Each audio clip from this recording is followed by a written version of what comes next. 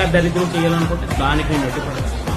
బాగా గుర్తుపెట్టుకోండి, రాష్ట్రంలో అందరి నాయకులకి ఎదురెళ్ళినండి నేను ఒక్కడిని. ఓకే, నేను ఉనికి భయపడింది లేదు. నేను ఓపెన్ గా ఛాలెంజ్ చేస్తున్నాను.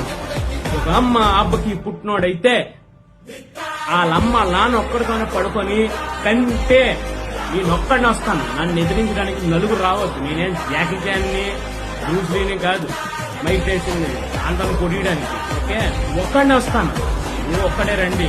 నీ యూనియన్ నుంచి ఎవడైతే నాకు సవాల్ ఇస్తాడో ఆడిని ఒక్కడినే రమ్మనండి. ఆయుధం తెచ్చుకోండి. ఆ ఒక్కడికి ఛాన్స్ ఇస్తున్నాను. ఎవడైతే ఒక్కడిని అతను వస్తాడో ఆయుధం తెచ్చుకోండి. నేను ఆయుధం తేకుండా వస్తాను. ఒక్కడిని వస్తాను, ఏ ప్లేస్ వచ్చినా సరే. అర్థమైందా? ఢీ కొడితే క్రిస్టియన్ ఢీ కొట్టాలి. ఓకే, మా యూనియన్ వాళ్ళని వీళ్ళని కించపరిచేటట్టు మాట్లాడడం, వాళ్ళకి మెసేజ్ పెట్టడం కాదు.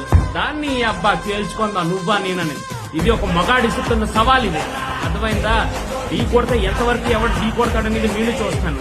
నాతో దిగనంత వరకే, దిగితేనా ఇంకో విధంగా ఉంటుంది. ఓకే, ఎంత శాంతంగా ఉంటున్నానో అంత వైలెంట్ గా కూడా ఉంటాను. నేను ఊరుకుంటున్నానని ప్రతి దానికి రెచ్చిపోవాల్సిన అవసరం లేదు.